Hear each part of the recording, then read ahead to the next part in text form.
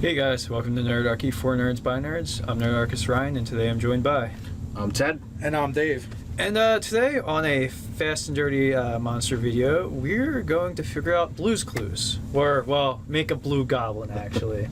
Maybe there'll be blue handprints around. So we're going to take, we're going to make a blue goblin. So I can literally take my goblin and blue paint and make a blue. Boom! Done! Done. There we go. Fast and dirty. Yeah, well, someone had actually asked us, I forget who, but someone had asked us to do a Monster BFF using a blue. But I'm like, there isn't even a blue. We better create it first. So I would just take a regular goblin, and you could use whichever... Can use 166 of your trusty monster manual. Whichever stat you want to do, right? I think they had inertial armor as an ability, or even if they don't, give it to them, and we will call it inertial armor. It will be mage armor. Or shield. No? Yeah, inertial armor lasted, so yeah. Yeah, so you give them inertial armor. I'm open up to the Mindflayer, right? Which is a pretty hefty monster. Located on? Page 222. And, you know, there's a variant, so I would take that variant and not exactly what's here, but from that variant, I go, well, what should my blue goblin have? He doesn't actually need to have very much. Because it's just a goblin. It is just a goblin. I would, maybe once a day give him Charm Person as a psionic ability.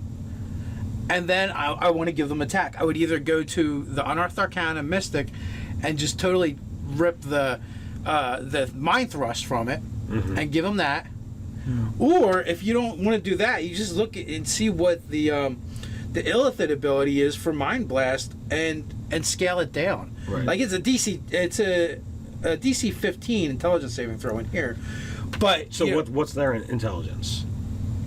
Their intelligence is a 19. Okay, so that's going off of a plus 4 stat modifier. I would imagine the blue is not going to be as intelligent as the Mindflayer, but more intelligent than your goblin. Yes, yeah. So the regular goblin is at an intelligence 10. So I mean, if you said, all right, let's make it a 14 or a 16, you're going to drop it by a point or two.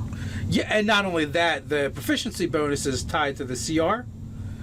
Yeah. So the CR is going to be much lower as well. So that's also going to bring it down. So where it's a 15 in here, you're looking at a 12 13 somewhere around there. And you can either leave the damage as it is, or you can scale it back, depending on what you want to do, depending on how often you want the goblin to be able to mind blast people. If you really want him to give your party what for or not. Oh yeah, how surprised! I mean, the mind blast isn't really that bad. How many dice? What is it? It's 4/8 plus stat.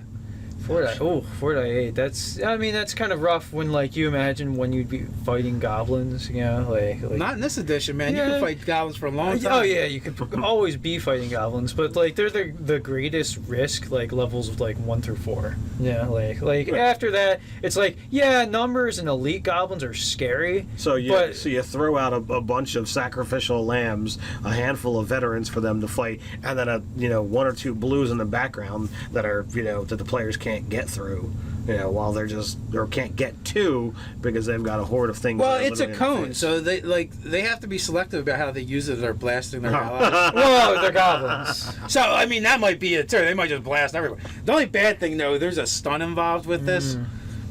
So if you fail your save, you could really. But then again, that could be the whole start of the adventure.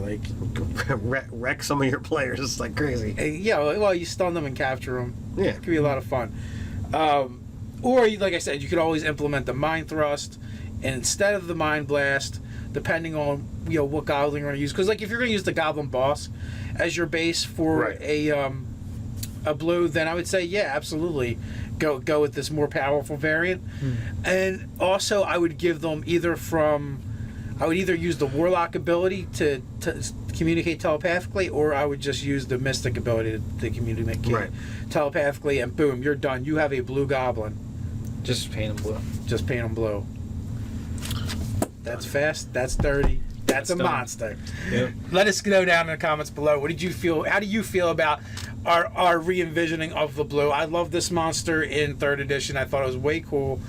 While you're at it, share, and subscribe. You can check out Nerdarchy, the store, over on nerdarchy.com. Or you can support us out on Patreon.